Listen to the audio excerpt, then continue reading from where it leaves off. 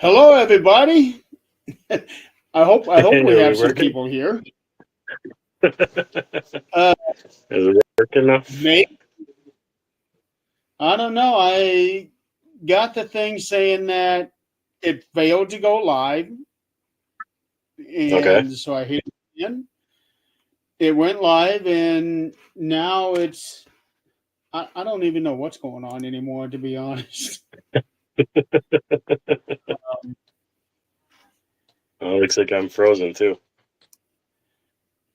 Not on my end. You're moving around, so okay. We have a comment, so we are live somewhere.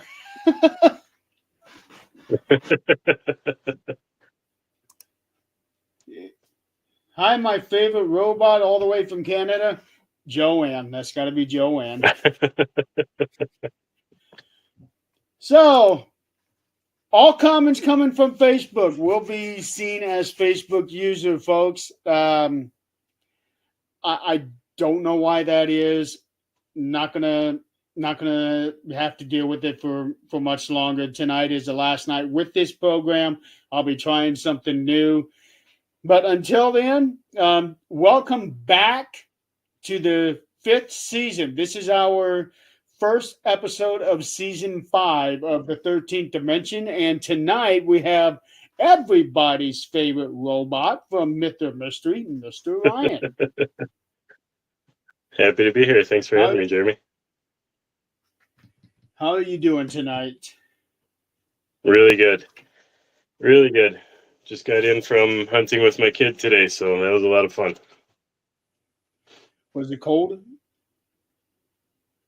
Yeah, we got cold at the end. It ended up being about 34 degrees by the time we were done walking in.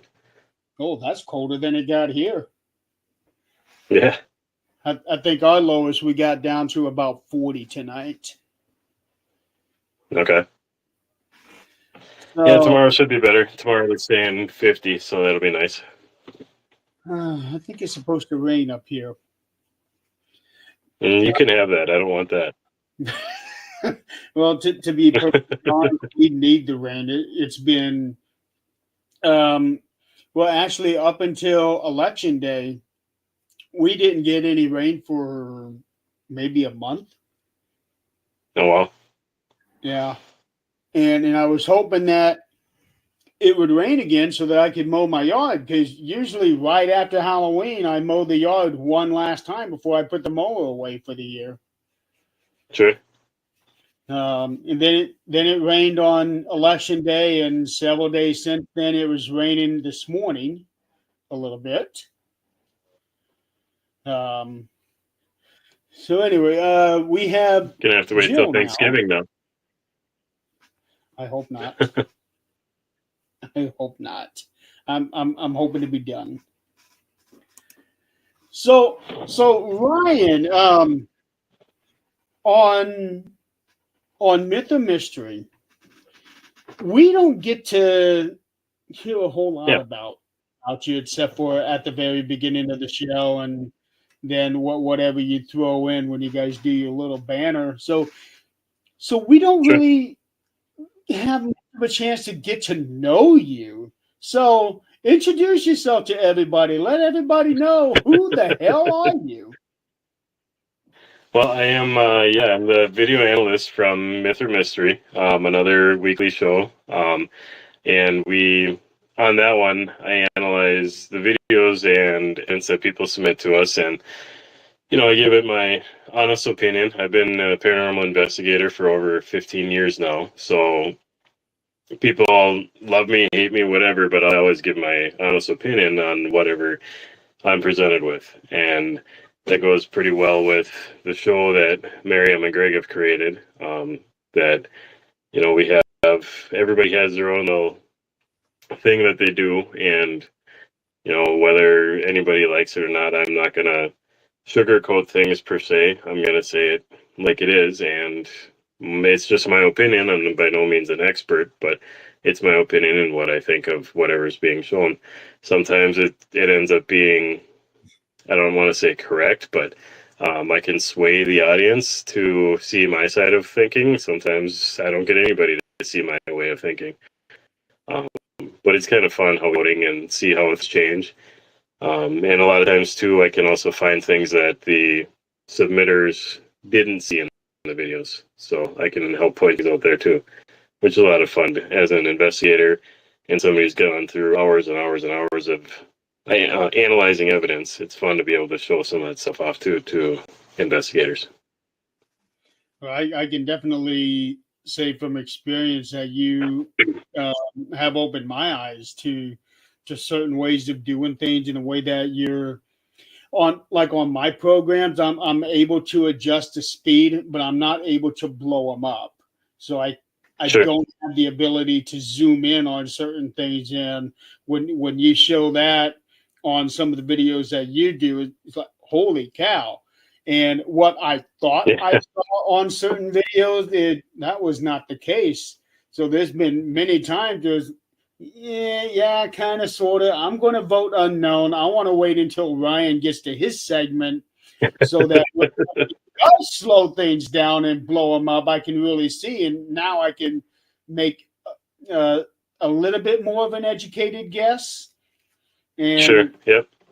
more times than not, 99 out of 100, really, I'm voting myth on everything. Yeah. It takes a lot for me to be convinced that it's a mystery, which is part of the show. You know, there's nobody's ever right, nobody's ever wrong, but at the same time, it takes a lot. I'm very much along the same lines of thinking as you, Jeremy, very scientific, and we have to see pretty clear evidence that this is actually paranormal before we'll say it's paranormal. Right. And I love it every time when Greg announces you for your segment. He's like, okay, here's the guy that's going to crap on this. And yep. I don't try to be mean. I'm not a mean person by any means, but sometimes it comes out that way, and I apologize to anybody that I may have hurt their feelings. It's not intended that way. It's just my personal thoughts on what's being presented to me, and that's my job. Well, the thing is, I think that what you do is what we need more of in the paranormal field, because everybody is so quick to say, "Oh yeah, that's paranormal," even when it's very clearly AI generated. Yeah. Yep. Yeah, AI or faked. You know, you get the fishing lines out there in the videos that you can see. Yeah, a lot of people are very too quick to do it just for the likes and social media fame instead of actually doing it for the right reasons. And right. I guess I got into the paranormal world because I wanted to know more about it, and I wanted to prove that it's real, and you don't do that by faking things. So that's why I like to be honest about everything with the paranormal, and as much as I can show that this is legit and some things are not legit. I can actually see you being able to have your own YouTube channel and doing the same thing what you do on Myth or Mystery, where you take all of these videos, especially videos of some of the bigger YouTube channels that's got a massive following, and you take their videos in. Okay, this is why this is not paranormal. Sure, that's funny. My wife was actually talking about that just the other night. Why don't I do some of this on my own too? And you know, I've never really given it much thought. I don't have a whole lot of time. You know, 4 kids, wife, family, plus everything else that goes along with full-time job. But yeah, it would be fun to do too. I think it'd be pretty cool to see, and I think if you were to do something like that, I think you get a pretty decent following. I'd like to think you would. We'll have to see. There's always open for something in the future. Yeah. So you say that you have been an investigator for 15 years. 2 questions on this, and you can answer this in any order you want. Sure. Do you have your own team, or are you by yourself? And how did you get into the paranormal? What interests you first? So stuff when I was a younger kid, I was having paranormal experiences. kind of didn't know what to do with them. Nobody was around to help me. Didn't want to be the crazy kid that, thought he was seeing stuff, because back then it was very taboo. Nobody talked about it. And as I was growing up, I just kind of delved a little bit more into it until I met one of my buddies, John, and he had also kind of grown up with them, and we started talking back and forth, and we decided, why don't we be that team or that group for people that have never had anybody to talk to? So we decided to make a group, Things That Go Bump Minnesota, and we wanted to be that support structure for people that were going through things that we never had growing up, and we wanted to be able to help people. We did a bunch of investigations and help people educating, and it slowly turned into more education, doing a lot of classes and showing them what we thought was right ways and wrong ways, how to protect yourself, how to use equipment, really getting into the paranormal investigating 101. And we really enjoyed that. Things just kind of, life got in the way, and we kind of slowly started going away from that. And then I started getting into myth or mystery, and that's kind of what I've been doing now. It's been a long time since I've been in an actual investigation. It's just as fun for me to actually go through these videos every week that I do and kind of live it through them. That's pretty cool. I think I've only done 3 this year myself. There's just no time anymore. No, there isn't, and a lot of these places are getting too expensive too.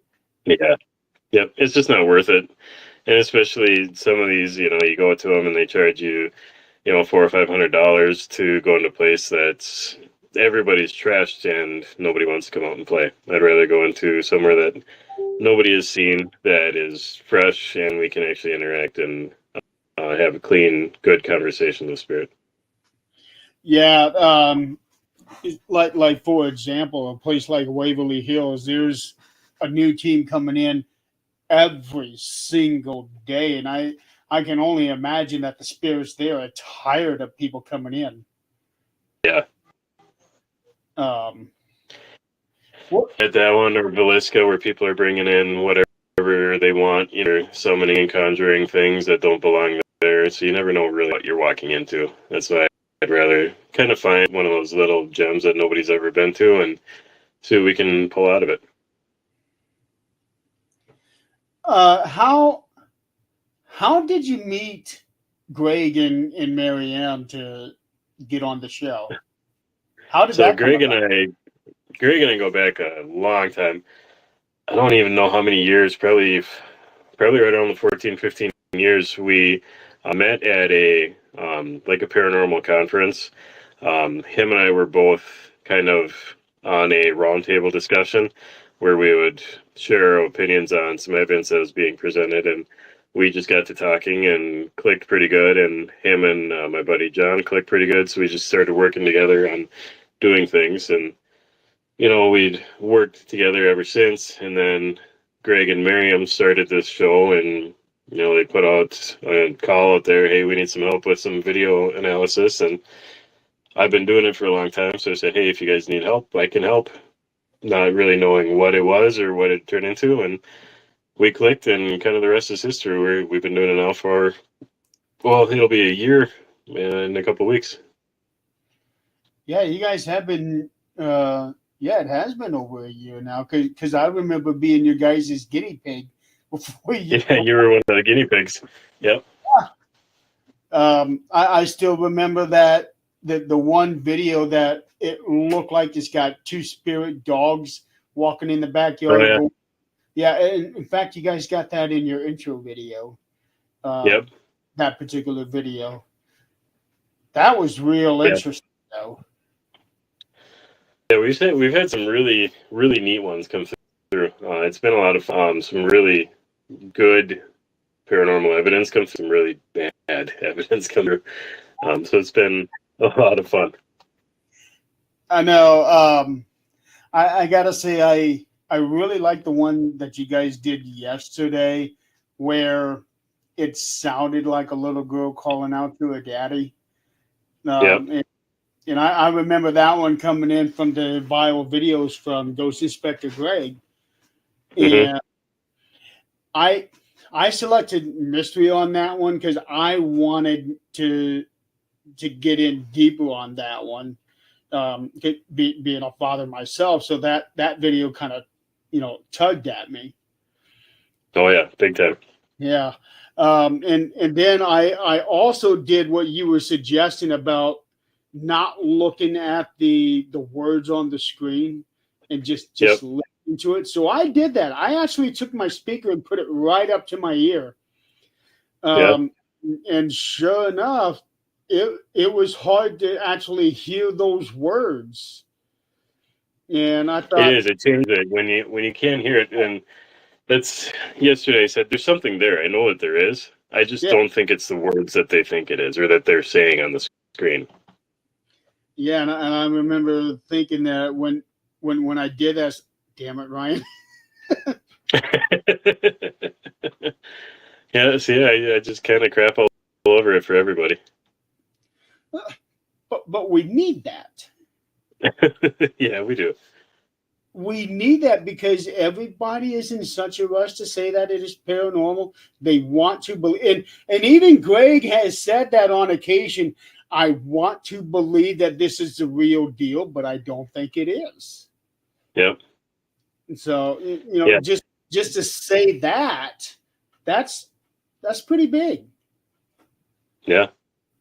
Yeah. There's been a lot of times where I want so badly for this to be real, but I can't. What I'm looking at here, I'm either not getting the full picture, or what I'm looking at is screaming fake or not real to me. So I have to weigh that I vote based on what I'm given. The, There, there are a lot of them that we get that I wish we had an extra 5 minutes of it. I wish we had an extra 30 seconds before and after. I wish we had an extra picture or two. Would tell more of a story, but unfortunately, we can only deal with what we have. It's kind of too when we have those situations come up, we try to instruct people when they're out there doing investigations to take multiple pictures, take before and afters, record everything that you can, and don't chop it up, don't play with it too much, save the raw audio, save the raw videos, and things like that. So we do try to do some educating as we do it. well, when talking about don't cut up the videos, sometimes I don't have that option with the DVR system I have. Is that it is based on movement. It'll record the entire time, but all the way through it cuts it automatically based on movement or lack of movement. Yep. So, and there's some of those programs, yeah, you can't avoid it. And honestly, if you're recording with 8 DVR cameras for a 12-hour investigation, that's too much video to go through and analyze anyways. Nobody's got that much time. Especially if you got 8 cameras running at once. Yes. Yep. I still have stuff from 6 years ago that I never got through. I was just going to say that I know I have stuff that it's probably going on 10, 12 years that I haven't looked at. It's still sitting on a flash drive somewhere. Wow. So what got you into doing analysis on videos the way that you do? How did that happen?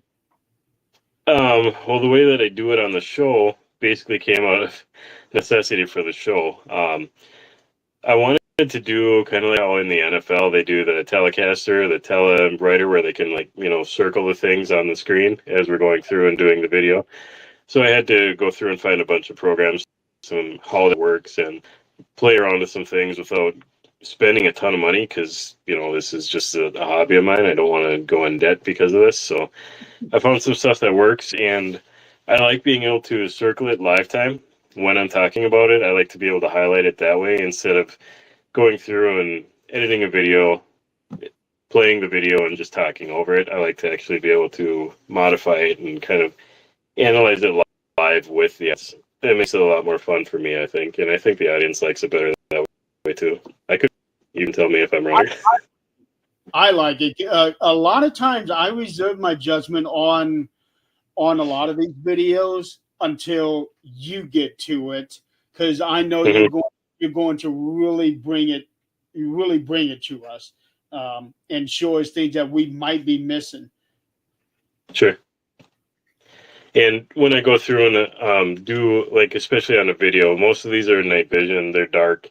So I'll run through a program and first thing is I brighten it up so I can see, all right, is that somebody in the background? What is that? Is it a rat? Is it a mouse? You know, that kind of a thing that I'm looking for right away. And then I can play it and we can really get into it then, and I can take screenshots of it and really blow it out to look at, you know, like you were saying, what am I looking at here?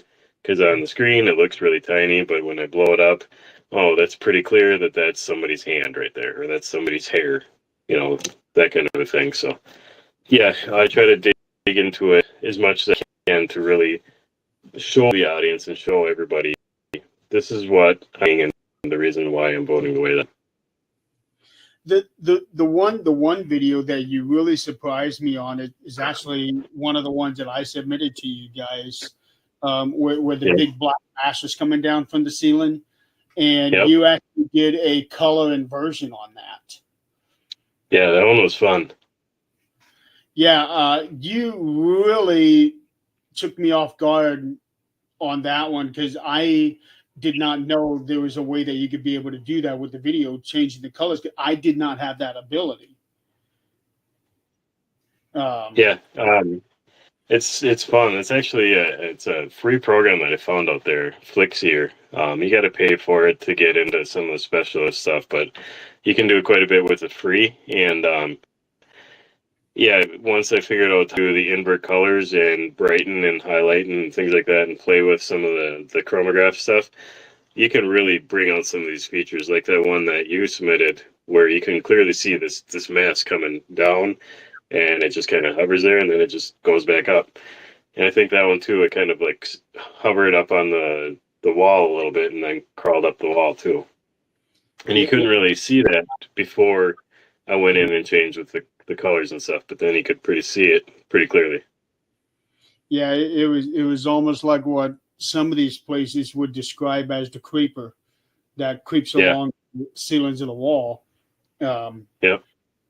That's probably one of the best evidence I've ever seen on an investigation that I've been on. I've seen some pretty cool stuff, but something like that just doesn't happen. No, and to catch it on video that clearly too. Yeah, that's a pretty good one. Yeah, and props to Ned, because he's the one that took that video as it was happening, and the fact that he was able to stay calm and keep his composure and not go nuts like most people would. Yeah. He did a Yeah, damn. because I'm sure he's seeing it through the viewfinder. You know, he could probably see everything. Yeah, he was looking at it and he was thinking, "What the hell is this?" And steady and everything. He did a damn good job that night. Yeah, that was a good capture. Yeah. Have you had a video that you before actually analyzing, you're looking at it for the longest time, and in the back of your mind you're thinking there's no way that this can not be paranormal. You think it is completely real, and then when you do start doing the analysis, it's like, holy crap, this thing is not what I thought it was. Yeah, that happens quite a bit actually. There was one, I don't remember. It was like in a horse barn where there was a shadow that came out from the wall and then it came back. And the more I was looking at the shadow, I was thinking, okay, this is really a horse that we're seeing off camera or something. But then I watched it more and more, and there's this mist that kind of comes down the hallway, and it just kind of stops there, and then it disappears. That one kind of got me thinking that, hey, maybe there is something here. Another one that stands out is this was early on. It was a dog had passed, one of the family members' dog, and when you first look at the video, it happens so fast. It's like one of the Ring videos, so it's not super high quality video footage. It just looks like, you know, something goes flying past the camera. It looks like dust or something triggered it, but it slowed it way down, and when you look at it, almost frame by frame, you can see a dog plain as day, just kind of marching through the room right there. And that one kind of blew me away because I thought for sure this is just dust. It's something, the furnace turned on and we got all of a sudden a bright push of dust going through the house. And then I looked into it and crap, that's a dog. But So usually was radio fun. can also be kind of choppy too. Like it's not full motion. Yep. The one with the horse barn, was that one of the videos that you guys had on the show? Yeah. Yep. Okay, yeah, because I remember a video where it was in the horse barn. I didn't realize that was yours, and there was a shadow that I was looking at, and it kept making me thinking of the dog Astro from the Jetsons. Oh, sure. The shadow was just that perfect shape. Yeah. Jill is asking, what has been your favorite to analyze for the show? So I don't know if anybody remembers. It was it a night of fakes or something like that? It was a lot of fun. It was this called pastor in a church, and he's talking with the phone in front of him. He's doing this thing, and all of a sudden the podium tips over behind him, and he freaks out and he says, "This has been going on." And when I look, you can actually see the string being pulled, and you can see the person hiding behind the pulpit in the back. When it pulls, you can see him kind of duck. And that one is it's my favorite. I know it's not paranormal. I've seen a lot of paranormal stuff, but being able to debunk a clear fake like that and be able to prove it with 100% beyond a shadow of doubt that this is fake, that one was the most fun for me. I was laughing the whole time I was doing that one, taking the screenshots and doing the video editing and stuff. That was a blast for me. I think I remember that video. Yeah. Yeah, I think I remember that. It's funny how people try to dupe you, and they don't realize who they're trying to dupe. Yeah, and that's, like you said, that's a good reason why we have the show out there too, because people do know that some of this stuff is fake. A lot of this stuff is fake, actually. Yeah. No, I tend to be in the frame of mind of if it's on TikTok, it's fake. Yep, pretty much. Yeah. YouTube, 9 times out of 10 is fake. Yeah. Especially considering who is putting out said video. That's the thing. You got to look at who it is and what are they putting it out for. Are they putting it out for scientific evidence, or are they putting it out there for the likes and the clicks? Right. Well, chances are they're doing it because they're monetized. Their channel is monetized. So they got to put something out there to get those views so that they can make money. Yep. That's how I look at it.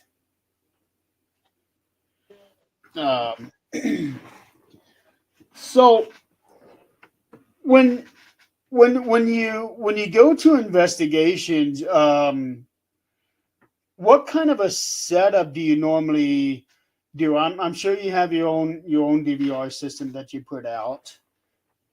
Yeah, so I was kind of known as the tech guy. I had one of those big rolling like work tight toolboxes. It's like 3 feet tall, 2 feet wide, and it rolls around. I used to call it the coffin and jokingly say that it holds all my things to talk to the dead, so that's why it was the coffin. The more stuff that it got to the point where the more tools that I would try to use, it felt like the less I was getting. So I would, at the end, I would actually go in with a K2 and a voice recorder. And I get just as much off of that as I could with everything else, and have more fun doing it that way than trying to worry about every single piece of equipment. Is this camera placed right? Do I have it hooked up? Is it recording? Is it Connect working? All this other stuff. And I could actually spend time investigating rather than stressing about the equipment. Right. Jill has another question here. Let's see. How does that person respond when you prove they are faking it? I haven't actually done a fake to their face, and if they have been watching, they've never mentioned it. Um, there are some times, like at an event or something like that, where somebody will get all excited and come to me and say, "Hey, look at this! I just captured this," and I'll look at it, and and maybe they had one, for example, this supposed ghost had gray hair and a blue shirt, was standing behind somebody, and I looked around the audience. Well, there's your ghost standing right there. It was some lady that just happened to be walking by at the time that they took the picture, and it was low light, so it looked all blurry. But it was not a ghost. They didn't like that too much. They didn't believe me, but there's just some things that's what it is, and I'm gonna call it out every time. So, like we say on the show, like it or not, I'm gonna tell the truth. So how do location owners react react to what you do? They like it. When we were out in Deadwood, South Dakota, and actually got to know one of the hotel managers out there really well, and to the point where they kind of hired us to be a PR campaign for them. They gave us free reign, and we made this paranormal video for them that they could show before other ghost tours to say, "Look how haunted the place is. Come on our tour." Um, Most of the owners that we work with love it. They love the honesty and the integrity. And honestly, the way that we go about our investigations seems to produce better results than going in there threatening and yelling and screaming. We go in like you and I are talking right now, just a very nice conversation, very polite, please and thank yous. Gets a job done way better than your Ghost Adventure style. Yeah, I have a thing or two to say about Ghost Adventures, but I like to keep this a nice and friendly show. Yep. Sometimes. Yep. Speaking of nice and friendly shows, the banter between the three of you guys. Yeah. Yeah. That's all natural. I mean, like you said last night on last night's show, we have a script. It's kind of a rough script. It's just to kind of keep us moving, keep things rolling. But we go off script a lot, and we just like to have fun. We poke fun at each other all the time. The three of us click pretty good, and it's fun to be with, and I hope it's fun to watch too, because we have fun being on the show. I find it so funny, and I even brought this up last night. How Greg is always saying when Miriam wasn't on the show, we got the show done in an hour. Yep. And I remember that night. Yeah. And then last night, Greg just happens to not be on the show, and you guys are done in 70, 75 minutes. Yep. Yeah, so I think we found, well, I guess Greg and Miriam kind of tend to talk a lot, I guess.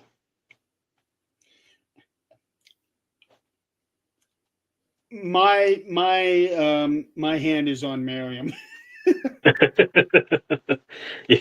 Yeah, if I had to give a vote, that'd be my vote too. Yeah. But the whole thing with how Greg reacts to everybody, that is just priceless, because it's like, okay, it's annoying him, and he's letting you know it's annoying him, but it is so damn fun to see it annoy him. And I've known Greg for a long time. I can tell you without a doubt that that's not for the show. That's Greg in real life too. He's like that all the time. Oh, I know. I've known Greg for 5 years now myself. Yeah. 4 or 5 years. Met him in person a few times. Oh yeah, I know how Greg is. And he's a lot of fun to be around too. He's even said it, that if you don't know me, you probably think that I'm rude and stuck up and all of that. So I get that. So because I do know him, I know not to take anything personal from him. Yep. Yeah, you really can't. Nothing personal. And even Miriam too. The three of us can get together and we may trade jabs, but it's not personal. It's all in fun. Yes. How do you guys go about deciding which videos to do for the week? Do the three of you take a vote on it, or is it just this is what? No, actually, Harlow and Miriam, Harlow goes out and finds all those in. She kind of presents them to Miriam, and then I get to see them a couple days ahead of time so I can start working on analyzing because it takes time to do what I need to. But 90 to 99% of the time, Greg is seeing it for the first time live on the show. So you're getting a true, genuine reaction from him as he was watching it. And a lot of times, Miriam is even doing that too, where she'll be, the first time she's seeing it is there on the show. She may cut a couple of edits for a promo, but she isn't watching a full thing through. So a lot of it is live on the show. Okay, so you're the only one who really gets to analyze these things ahead of time, then. Yep. So then I can take the time to, dig into them a lot to do a proper job analyzing them. But yeah, otherwise the others are kind of a first time live on the show with everybody else. Okay. Yeah, I thought all three of you watched them before the shows. No. And Ghost Inspector Greg's viral videos, we don't get to see those ahead of time. That's all live on the show. That's the first time we're seeing them all. some of these videos that he finds, oh my! Some of them they're entertaining. Yep. Yes, they're entertaining, but the one that he did was that daddy one. That one, and I think that is the only one that he has presented that I actually voted mystery on. No, I take that back. There was a couple UFO videos that he did, and I wanted to see you guys tear those apart. Yeah, I remember there was a couple of them that were so bad. I remember you and a couple other people saying in the comments, "I voted for it so that I could see you guys rip it apart." Yeah. Oh yeah, I think wasn't one of them in England where the people were popping up in the windows. There was like 4 windows, and the people kept on popping up in top one, bottom one, and I thought it was haunted. I remember that video. I voted myth because I knew exactly what that one was. What that one was. It was just so ridiculous. Yeah, that was bad. One video I do remember, it was overlooking some sort of like a valley, and it was like I want to say a Bigfoot video. Okay. It's way off in the distance, but it didn't look exactly like a Bigfoot. It almost looked like a miniature version of the monster that's on Cloverfield. Oh, okay. Yeah. I guess I don't remember that one, but yeah. There's been some interesting. Yeah, he does get. How'd you guys get involved with him?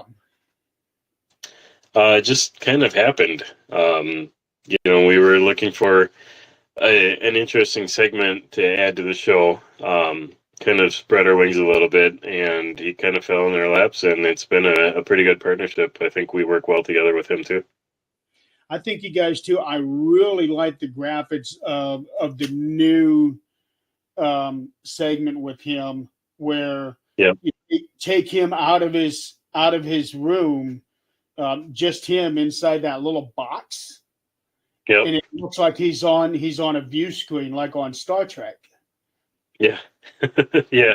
No, Miriam did all that. Miriam and Harlow, they're awesome with all the transitions and the effects and everything. They're doing a great job with that. They sure are. And all the stuff that Harlow has put together, her voiceovers. She is like the glue that holds the three of you guys together. Oh, 100%, yes. Yeah. Yeah. Yeah. We would not be what we do without her.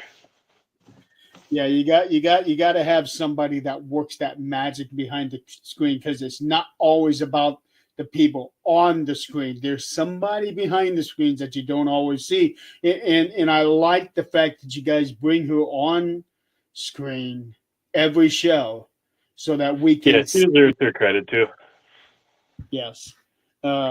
I remember that one, Jill. She was talking about the one time that I had Greg on the show, and we went on for over 6 hours.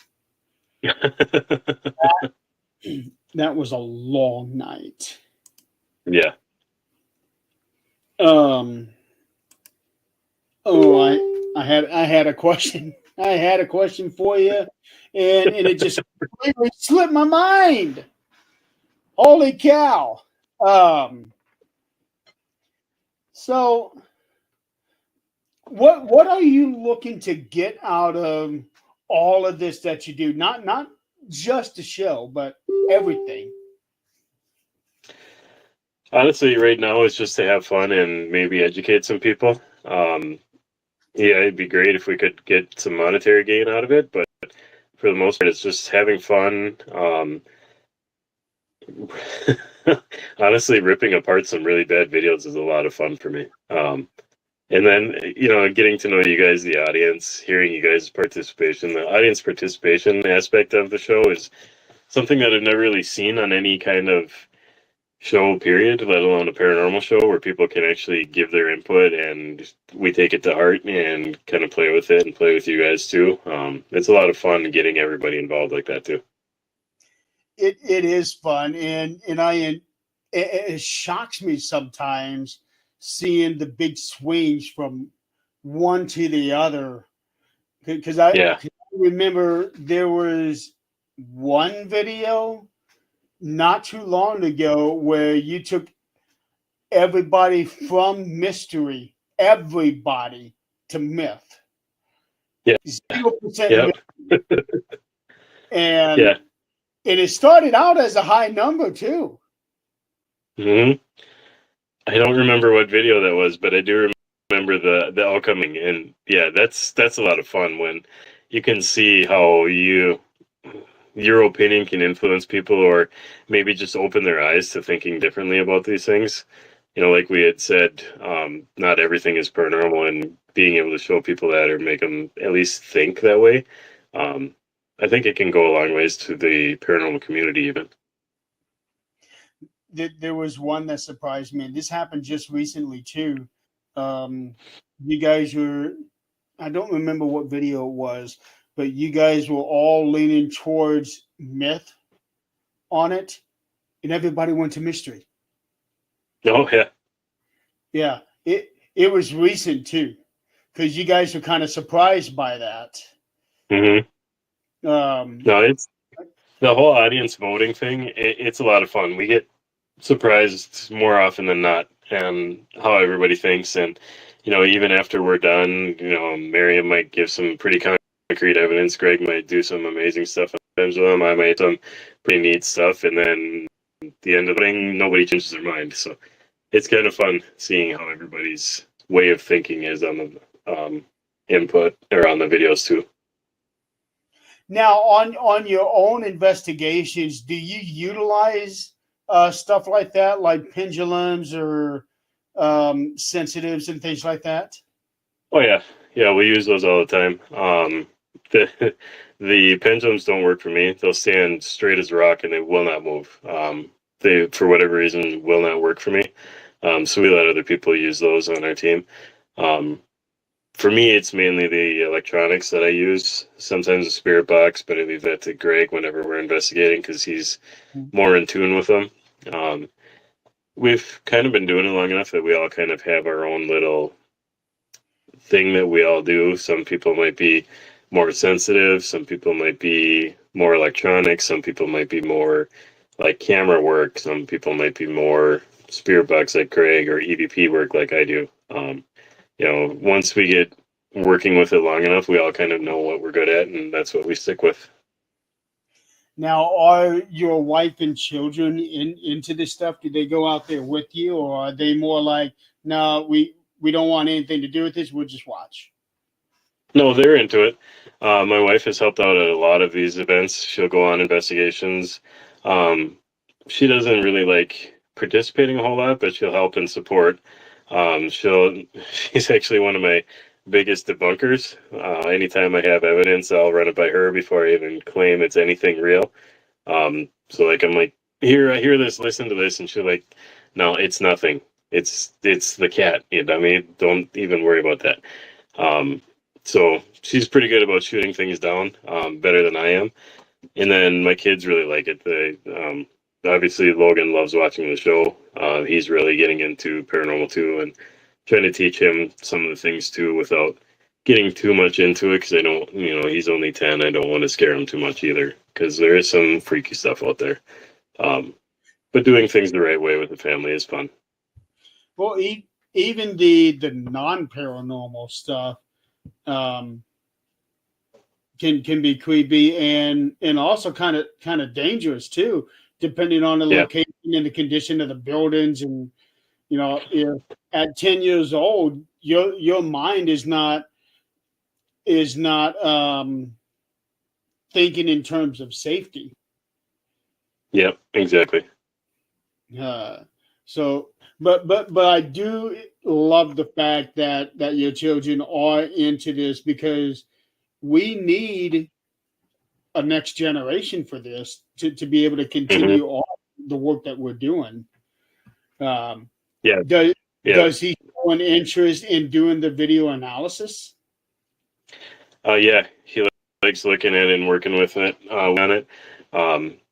Because he's watching the show, or he has been watching the show more, I don't let him actually see the videos until afterwards. Just because I don't want him getting a sneak peek at it. I like having a basis for him.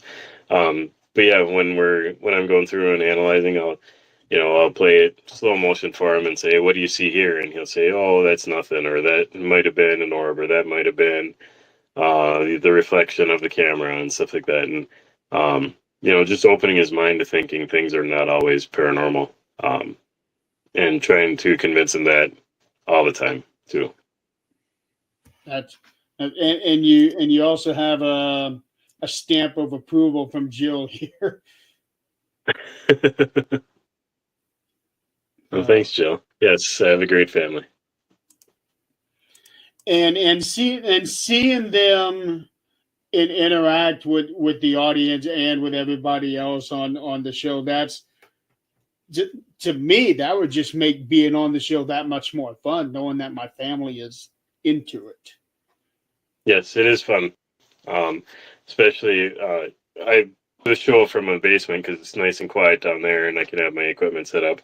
But when my wife will send me a picture of all the kids laying up on the bed, huddled around their iPad, just watching the show, it's a lot of fun seeing them all get excited like that. And speaking of which, that's your blushing bride right there. Yep, I know I have a great family and an even better wife.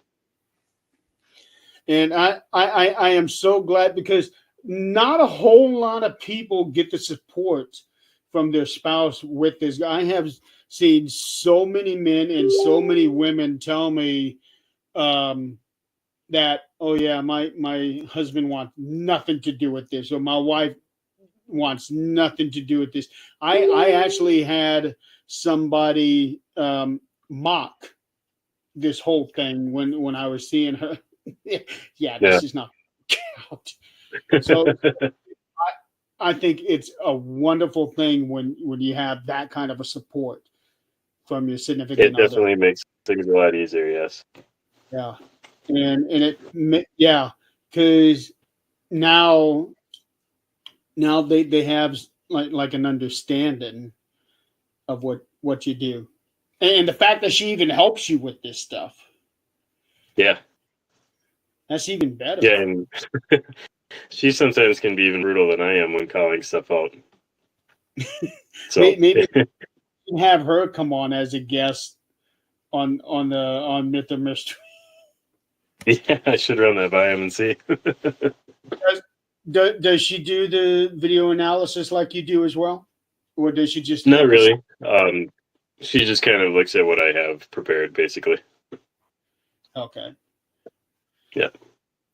Okay. Yeah. I definitely think you should have her on that show at some point. We'll talk to her and see what she wants to do. Yeah, she just said that Greg would love that. I don't know if she is like about that or not. Her and Greg have it's a a love-hate relationship. They both do like each other, but they love giving each other a lot of crap. Oh, that's how you know you got a good friendship. Right?